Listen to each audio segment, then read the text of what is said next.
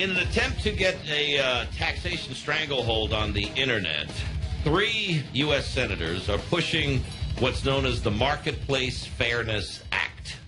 Now, 3 senators can try and convince you that it's fair, but how about WWE superstar Kane convincing you that it's not? Glenn Jacobs joining us on the program. Welcome to the show. Hey, Jerry. Thanks for having me on. Before you came on, we were just talking about how it would look visually if you were testifying in front of a Senate committee, in front of these tools on the Hill, and you at 7 feet, 325 pounds, I think making a rather imposing statement of why you find this Marketplace Fairness Act to be just opening a Pandora's box of a landslide of taxation.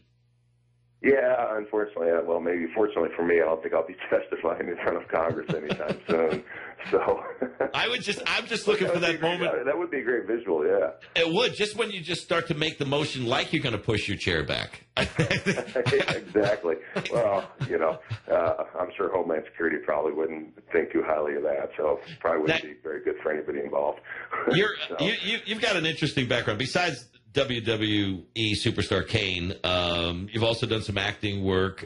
You're an activist, more, I guess, like kind of a libertarian blogger. And I guess some people would just say, really, it would seem like a guy that was in the WWE wouldn't be as concerned about what would be considered issues of state or issues of taxation.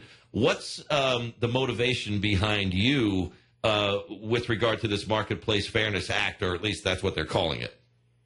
Well, I think all of us should be concerned with those issues at this point because we live in a government which is growing every day, which has, the federal government has just completely overstepped its bounds in many, many different areas.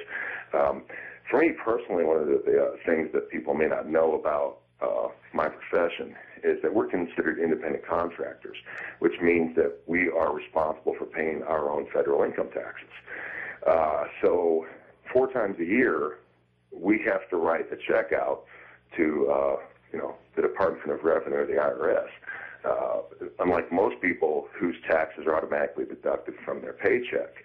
And nothing will make you find religion faster than having the skin taken out of your own hide, if you will. And then, of course, to see, unfortunately, what the government often does with that money and the waste that goes on. So, not only, and again, I think all of us need to be concerned with the things that are going on because I don't think they're good at all. I think they're very bad.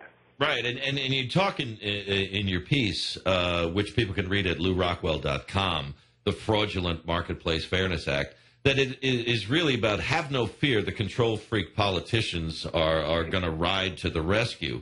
And maybe we can find some commonality here on this, Mr. Jacobs. But, like if people said to me, hey, Jerry, look, I need you to kick 3% more of your income in for the next 5 years to pay down the debt and the deficits and avoid generational bankruptcy. And at the end of that 5 years, that 3% is going to go away. And the money actually went to reduce the debt or the deficit.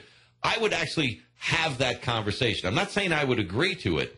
But I think in what it is with this control freak nature of these politicians and this monetary grab that they're constantly about, we just don't see the money ever going to what it is that it's supposed to be used for, whether it's an increase of the federal fuel tax or whether it's an increase in the sales tax or whether it's an increase in the property tax. It seems that in what we're getting today is what I call the pay more, get less government. Yeah, that's a great way of putting it. And that is one of the problems with taxation, among other things, of course. But the fact that the more that you give the government, the less they seem to spend it wisely or frugally. It's very interesting. Before we had an income tax and before we had the Federal Reserve in 1913, the government, of course, wasn't nearly as big as it is today. And I think part of the reason for that is because they were constrained in their spending. Just like you or I, they were forced to live within a certain budget between the income tax and all the other taxes. And, of course, the Fed's ability to print money at this point, those constraints are completely gone, and the government can just do whatever it wants willy-nilly. And certainly that's not what was envisioned when the federal government was founded back in the late 1780s. In your piece, you say that higher taxes stifle and suffocate the economy. I wouldn't not know if you're a student of economist Ludwig von Mises, but a fan of. His famous quote is, "Capitalism breathes through those tax loopholes." And it's interesting how in this new Obama budget and the demonization of wealth and the class warfare that he's playing, that these loopholes are now picking up a bad connotation.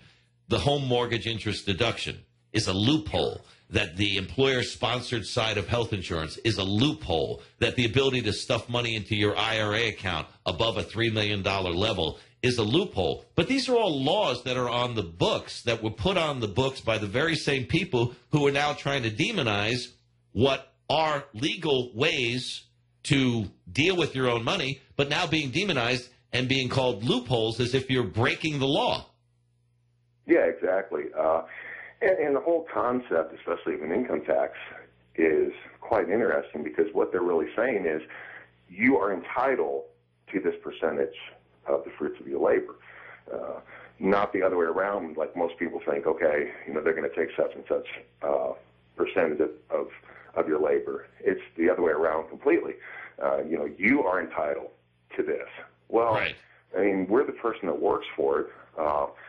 Therefore, I think we should be the ones that are entitled to it. And yes, there is definitely, and I am a fan and a student of Mises, although I can't say I'm a serious student, of course. But, if you understand Austrian economics especially, you understand that taxation is very detrimental to the market. Not only is it a disincentive for people to be productive and to go out there and produce the goods and services, which we all want, but it also transfers, as we were talking about before, transfers the money from the capital, from the productive portion of the economy, to the government, which unfortunately ends up wasting most of the money. So there's just a number of issues at stake in your statement. I know that there are some WWE fans that are listening right now and going, "That's not Kane. That's not Kane. What is it? What is he talking about?" All right, I'll prove it to you, folks. I will ask Glenn Jacobs what his signature WWE move is, and if he gives the right answer, then you'll know it's Kane. What's your signature move? It's the choke slam. There you go. 7 foot tall, 325 Kane, a.k.a. Glenn Jacobs. That's his signature move. You started on the wrestling circuit in 1992. You were born in Spain in 1967, and you're an English lit major. I bet you there's a lot of fans of yours that didn't know that you're an English lit major. No, I don't know. Now that Wikipedia has exposed all the secrets of everybody's lives, I think a lot of people know that. All they have to do is sort of look around. Of course, you know that you can trust everything you read on the internet, right? Well, I put all that stuff on there before you came on today. I got you. Yeah, so if you want to know where that came from, it came from me in the conversation I had with John Bradshaw Layfield, who said, "Yeah, put that on there because it'll make him sound like less of a Neanderthal, and it'll make me sound smarter." So there you have your buddy JBL just trying to help you out. Hey, let me. When you talk about you paying, I want people to understand when you talk about how you have to write a check to the government every quarter as an independent contractor. You're paying quarterlies. And that's where you really see how much of your money is going to them for whatever it is they say they need the money for. And in the reverse of what you were just talking about, we're, in a certain way, children that are being told that this is your allowance this paycheck, or this is your allowance this month. And a lot of people are very comfortable with the notion that if we can just keep the government to only taking 50%, half of what it is that we earn, then we're doing, a pretty good job of keeping the big money grabbers at bay. But I mean, the notion of just giving up 50% when, as you point out, doing all the work, I think we're in kind of troubling areas there where we're that comfortable giving up half, or letting them take half and giving us what's left over. Especially when you consider that medieval serfs generally paid about a quarter of their income to their lord. So we're only twice as bad off as medieval serfs are at this point, right, with the level of taxation. Of course, that doesn't include not just income tax that I'm specifically referring to with withholding. That doesn't include all the other taxes at the local and state levels, all the different fees. If you look at your telephone bill, there's like 10,000 taxes. And, of course, some of them started during World War II, and they were only supposed to be temporary. But as we all know, there's nothing so permanent as a temporary government program. Right.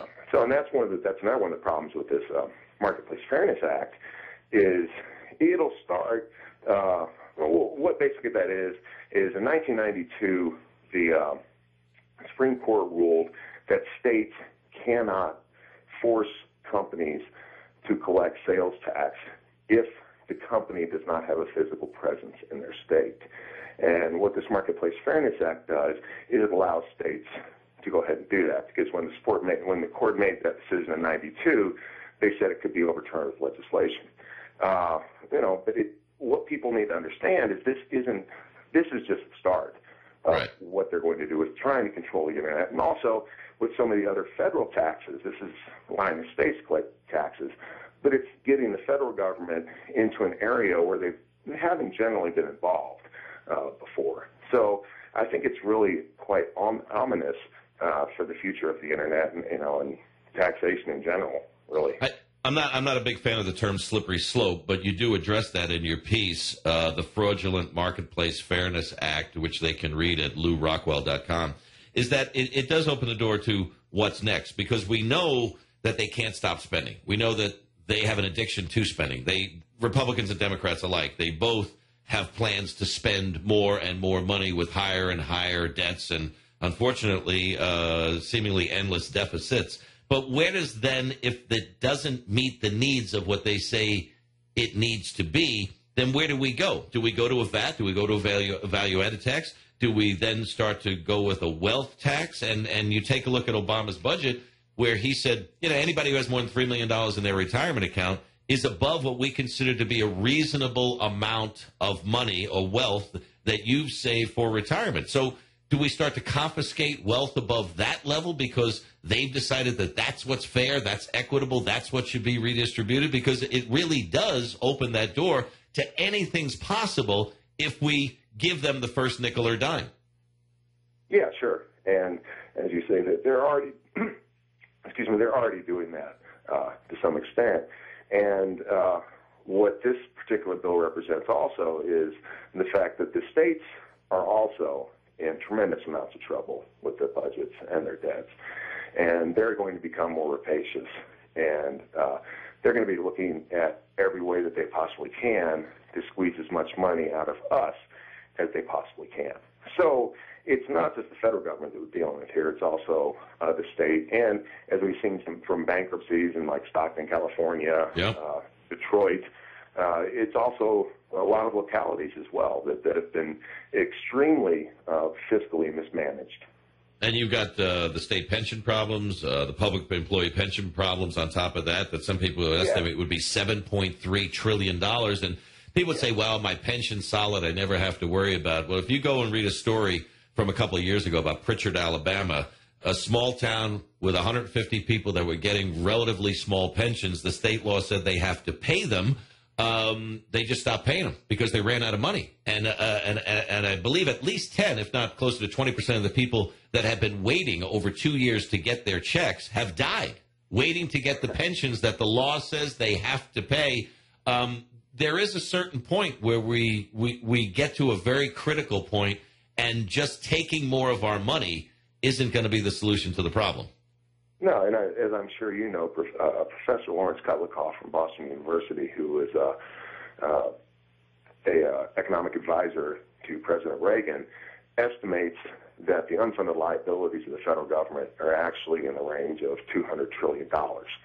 And what's interesting about that is no one from the government disputes that figure at this point. Right. So if you look at the on the books debt, it's just under $17 trillion. But $200 trillion. Well, the GDP of the country is what, like $15 trillion or so. It's just ludicrous.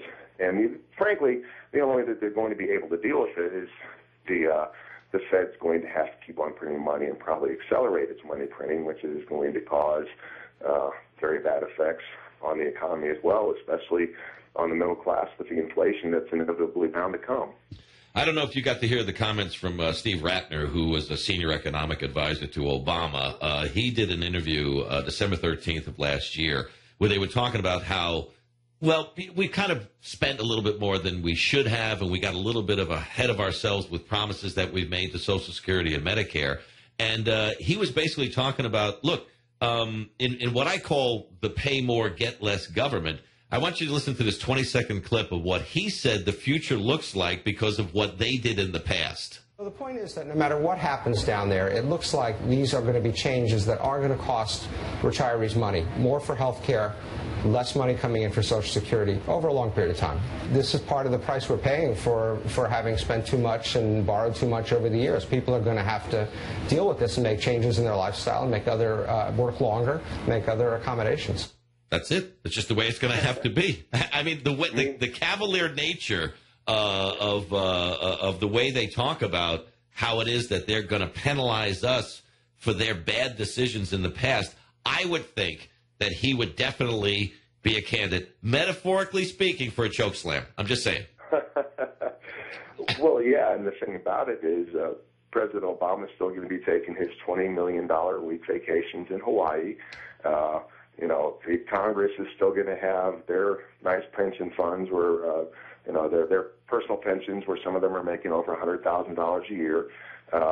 It's just amazing to me. What we have, unfortunately, in this country now is there is a definite bifurcation, but I don't feel like most people do between rich and poor or whatever, or along ethnic lines.